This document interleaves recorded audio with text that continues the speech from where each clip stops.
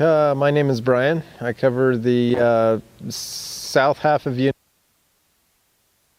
and about the west third of Unit 83 in the San Luis Valley. On the west side of the valley, Units 80 and 81 are managed as open units for elk. They're over-the-counter licenses for all of the season, all of the open season. Typically, in my area, in Unit 81, up around La Jera Reservoir and Alamosa Canyon, some of that higher country can be really good during the early seasons. Archery, muzzleloader, and even the first rifle.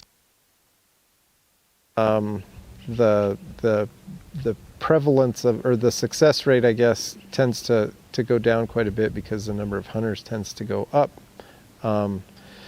The number one factor that affects success rates in my units more than anything else, hands down, is the weather. If the weather is terrible and we have snow and it's cold and raining and drizzling, the hunting is great. If it's warm and dry and windy, the hunting. So the weather really impacts the hunting success. The elk typically will stay higher later than they usually do. I have a lot of the lower country in my units, and the elk and deer typically don't start to move down into that lower winter range country until after the season. So it depends on the weather, obviously.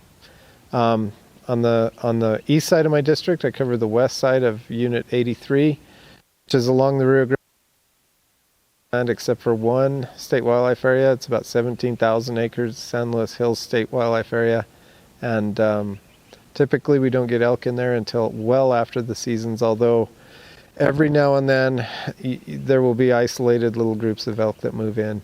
And hunters have had success there in the past, but I wouldn't plan my hunt around that. It'd be good to call and verify with some local to see what the hunter success is.